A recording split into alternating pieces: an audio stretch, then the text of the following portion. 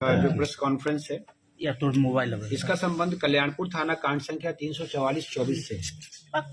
आप में से अधिकांश लोगों को विदित है कि आज से एक वर्ष पूर्व ठीक है 21 दिसंबर 2024 को एक डबल मर्डर समस्तीपुर जिला अंतर्गत हुआ था, जिसमें जमीन कारोबारी विजय गुप्ता और एक टोटो चालक गणेश सहनी इनकी गोली मारकर हत्या कर दी गई थी, जिसके संबंध में एक वर्ष पूर्व कल्याणपुर थाना अंतर्गत 344-24 से केस दर्ज किया गया था। और इस कांड में अग्रिम अनुसंधान के पश्चात मार्च 2025 महीने में एक संदेही व्यक्ति थे सुधीर मधान, इनको उस समय जेल भेजा गया था। ये जब घटना कारित हुई थी तो जो मृतक थे उनके साथ उसी टोटो पर सवार थे, लेकिन संभवतः कुछ साक्ष्यों की कमी रहने की वजह से इनको जल्दी से जमानत मिल गई थी और ये केस हम लोगों के लिए चैलेंज बना हुआ था। तो आज इस कांड का जो उद्भेदन हुआ है, इसी के संबंध में ये प्रेस ब्रीफ हम लोग आयोजित कर रहे हैं। इस कांड के उद्भेदन में हम लोगों को लोकल जो हम लोगों के ऑफिसर्स हैं वो तो तब से लगे ही हुए थे, लेकिन एसटीएफ से भी बहुत महत्वपूर्ण सहयोग मिला है, जिसके लिए हम लोग उनका धन्यवाद ज्ञापन करते हैं। इसमें जो तकनीकी अनुसंधान हुआ उस समय जो लोग इसमें इन्वॉल्व थे उन पर, और जो मानवीय आसूचना संकलन किया गया, इसके आधार पर हम लोगों ने इस घटना को कारित करने वाले 3 व्यक्तियों की पहचान कर ली है, जिसमें से 2 व्यक्तियों की गिरफ्तारी हो चुकी है।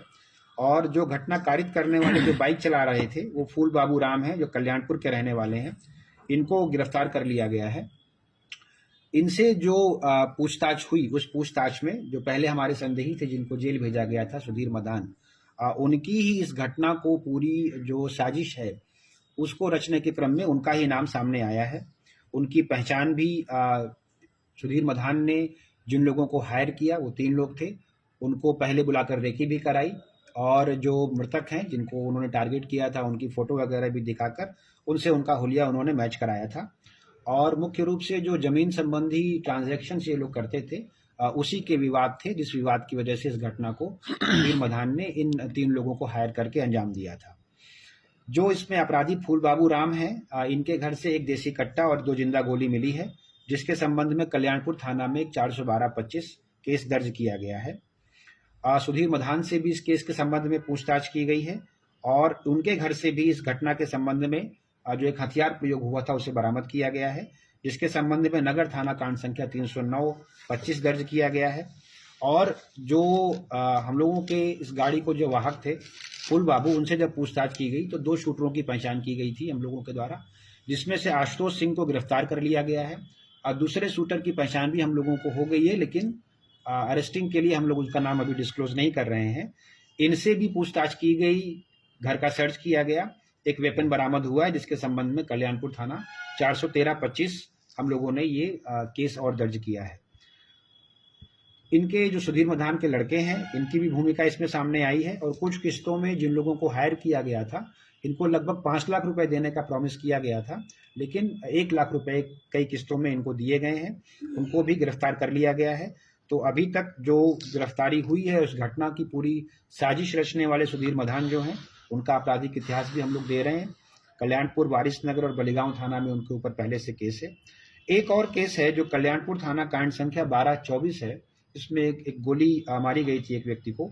यह कांड भी जांच में चल रहा था और इसमें भी कुछ लोगों का नाम संदेह के आधार पर आया था। इस घटना को कारित करने में भी जो ये आशुतोष सिंह वगैरह हैं इनकी भूमिका सामने आई है।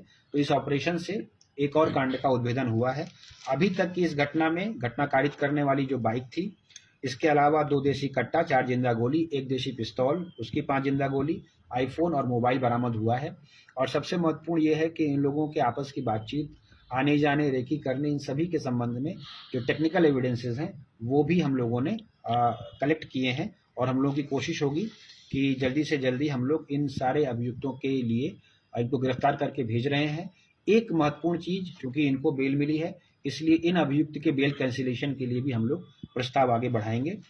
जो छापामारी दल है इसमें यहाँ पर सीआई सदर हम लोगों के साथ हैं, एसएचओ टाउन भी हम लोगों के साथ हैं। कल्याणपुर की जो टीम है एसएचओ कल्याणपुर के नेतृत्व में, वो अभी बहुत सारा काम अभी कर रहे हैं, इसलिए यहाँ पर उपस्थित नहीं हो पाए हैं।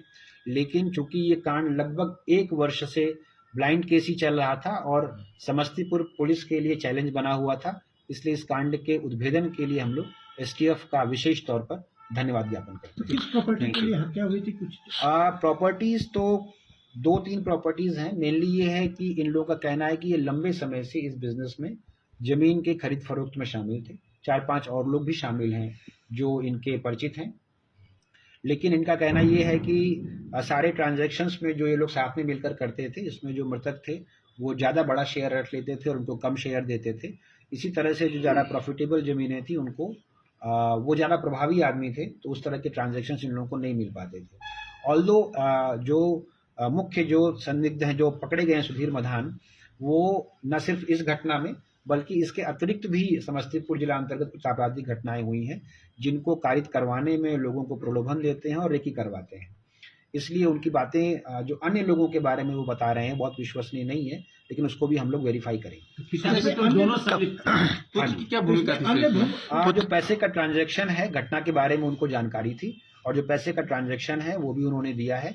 तो इसमें हम लोग 120B के तहत जो हम लोग पहले करते थे इन पर भी कार्रवाई कर रहे हैं और इसके संबंध में वो पहले जिन लोगों को हायर किया गया था उनसे भी उनके लड़के मिले थे। जी बताइए क्या प्रश्न है? अन्य जो भूमाफिया उनकी भी कुछ संलिप्तता है इसमें? भूमाफिया की संलिप्तता नहीं है, लेकिन हम लोगों की जो पूछताछ हुई थी उस पूछताछ के संबंध में जो मुख्य अभियुक्त हैं सुधीर मधान, उन्होंने ऐसे कई लोगों का नाम लिया है जो उनके अनुसार इस घटना को कारित करने में कम से कम उनको प्रोत्साहन तो दे ही रहे थे, लेकिन बिना एविडेंस के और बिना इसके वेरिफिकेशन के हम लोग कुछ नहीं कह सकते। तो वो सारा अग्रिम अनुसंधान और वेरिफिकेशन का विषय है। सुधीर मधान जिले में कब से जो है आपराधिक घटनाओं को अंजाम दे रहे थे? इनके संबंध में जो इन लोगों के इनके आपराधिक इतिहास हैं वो तो एक बहुत पुराना केस वैशाली थाना में बलिगांव में वैशाली जिले में 2009 का भी है, लेकिन इधर हम लोगों को कुछ जानकारी प्राप्त हुई है। कुछ जो ऐसी घटनाएं लूट और डकैती से भी संबंधित घटनाएं हैं, उन अपराध कर्मियों के साथ भी इनका संबंध और इनका संपर्क पाया गया है।